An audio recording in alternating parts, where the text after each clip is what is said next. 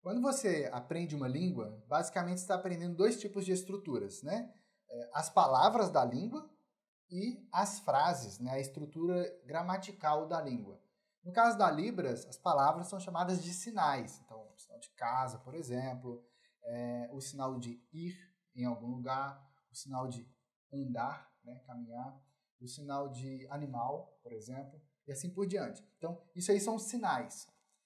Você precisa de saber muitos sinais para você poder montar as frases na língua. E só tem como você montar as frases se você sabe os sinais. Então, uma coisa chama a outra. Se você fica esquecendo como que você faz os sinais da Libras, como é que você vai montar as frases? Então, o grande poder de você parar de esquecer os sinais é porque isso te dá a força necessária para você conseguir montar as frases em Libras para você poder conseguir se comunicar com surdos e poder passar para Libras aquilo que você realmente quer dizer na comunicação. Não tem como você formar frases sem você saber os sinais da Libras. Uma coisa chama a outra. Eu chegava na frente dos surdos e já tinha 6 anos já que eu estava estudando a Libras. 6 anos. Não foi um dia, 2 dias, 3 dias. Foram meses. Foram 6 anos. E eu chegava, eu já sabia que eu sabia muitos sinais, porque eu estudava, eu pegava a apostila, eu praticava. Tinha umas fitas de vídeo na época, eu praticava com esses vídeos também. Eu tinha contato com surdos na igreja, às vezes, e todas as vezes que eu buscava essa comunicação com os surdos, o que acontecia era, eu encontrava com os surdos, mas na hora que ele ia sinalizar, às vezes eu via o sinal que ele estava fazendo, e eu falava assim, cara, eu sei que sinal é esse, espera aí, sabe? E eu ficava tentando lembrar o que significava aquele sinal, sabe? Eu ficava muito frustrado porque eu não lembrava o que significava, os outros sinais da frase, às vezes eu até lembrava, mas até eu conseguir juntar aquilo tudo na minha cabeça, o surdo já parou de sinalizar e está esperando eu responder. Aí eu, poxa, mas ele me perguntou alguma coisa? E aí eu ficava perdido, entende? Era muito frustrante isso. E outras vezes, na hora que eu ia sinalizar, né? Às vezes vinha uma frase na minha mente assim, que eu queria passar para Libras e de repente faltava pedaços, sabe? Faltava peças ali.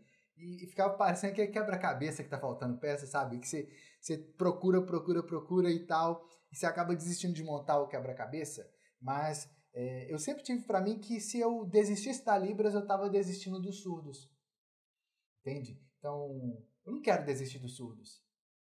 Percebe? Então, eu ficava aquela angústia assim dentro e era muito constrangedor para mim, porque eu queria estar lá conversando com os surdos, eu via eles sinalizando entre eles, eu conseguia até entender alguma coisa ali, mas aquilo mais que eu queria, né, para poder realmente me comunicar e tal, esses sinais não vinham na minha mente como eu gostaria.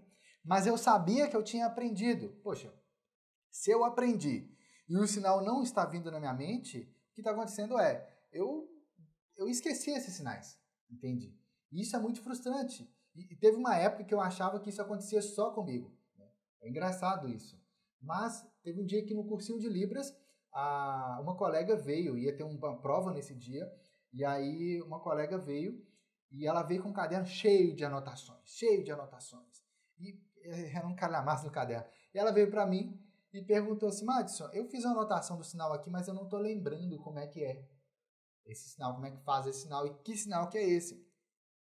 E aí eu fui tentar entender o que estava ali, ela leu para mim o que ela tinha escrito, e era mais ou menos assim, mão em garra, palma para baixo, dedos tamborilando para baixo, dedos tamborilando para frente.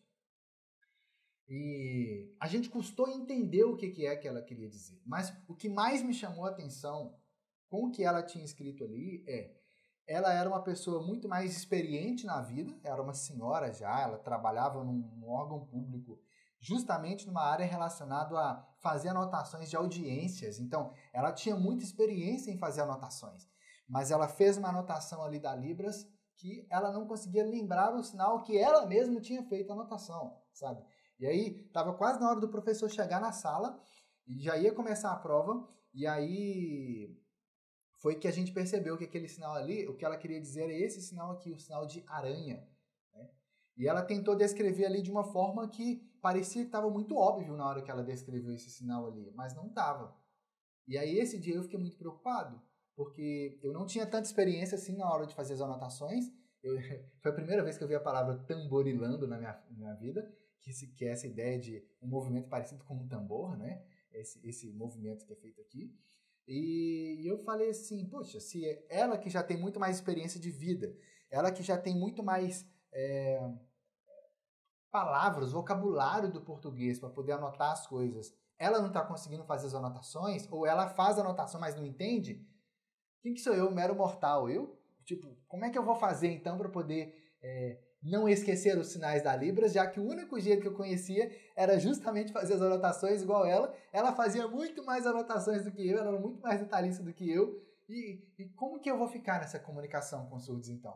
Eu fui aprofundando tanto na escrita da língua de sinais, compartilhando tudo ali com a Raquel e organizando tudo que a gente estava encontrando, que a Raquel olhou para mim e ela percebeu que a minha sinalização estava mais clara, e ela falou isso para mim, que a minha sinalização estava mais clara, estava mais natural.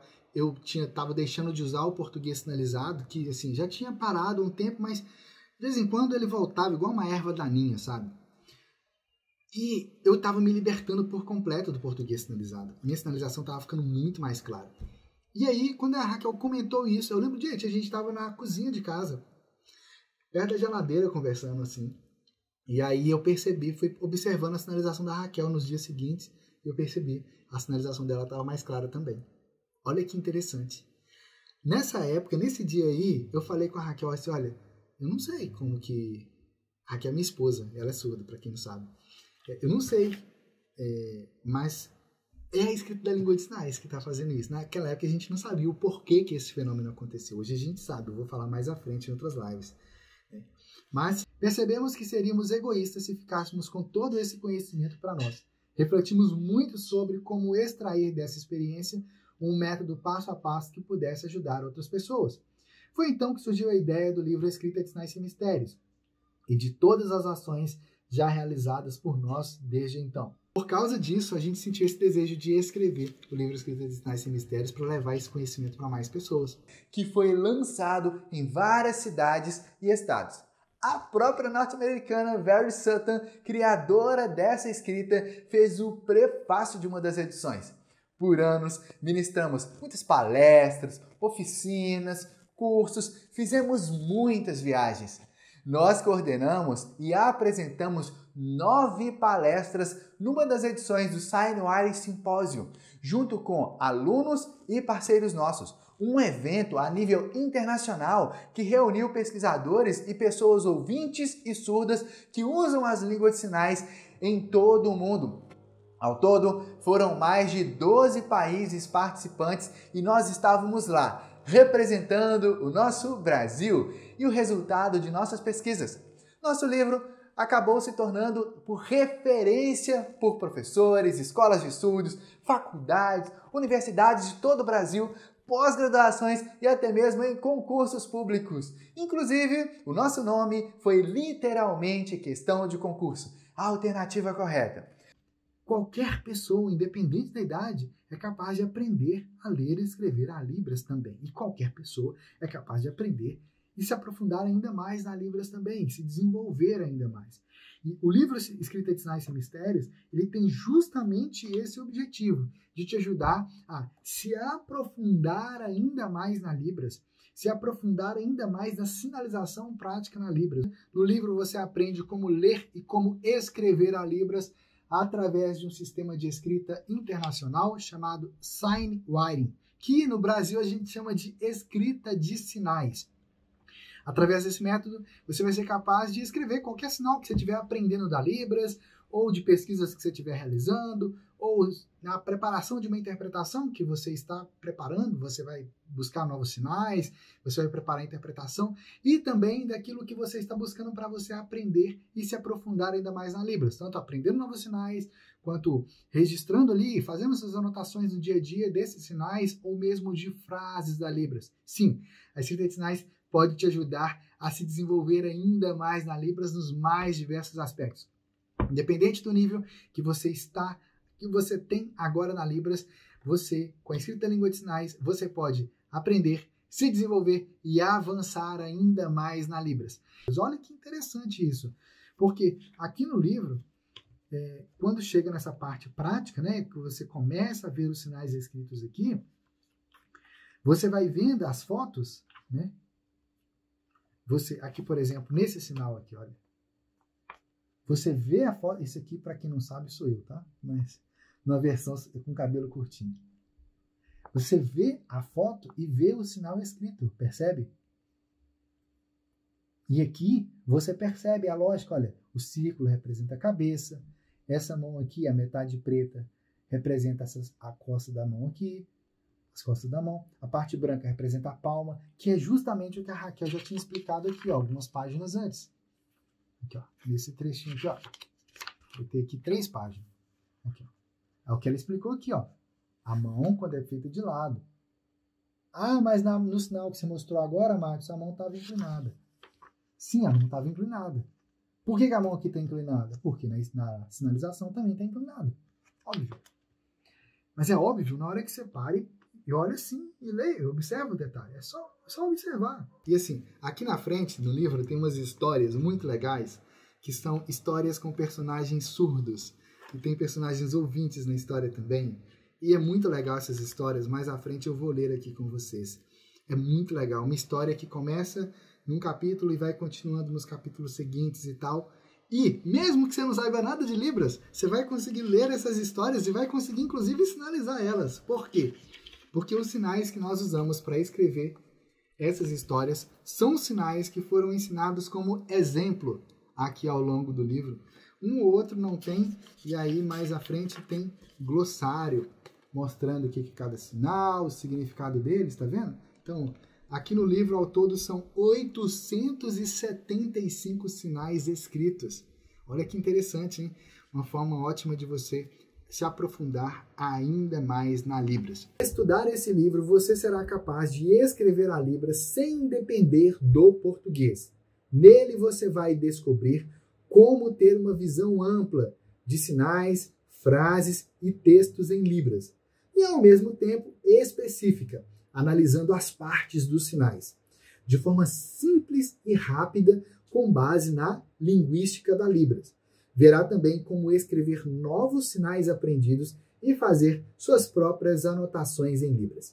Ou seja, o que você está aprendendo aqui no livro não é um negócio que você vai aprender e acabou. Não, você vai aprender e isso vai facilitar a sua prática da Libras do dia a dia.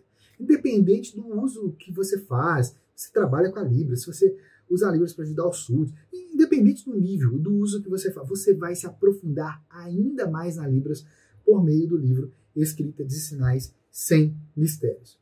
Se você ainda não tem o livro Escrita de Sinais Sem Mistérios, você pode acessar o nosso site universidadedalibras.com.br. Lá você pode adquirir o livro.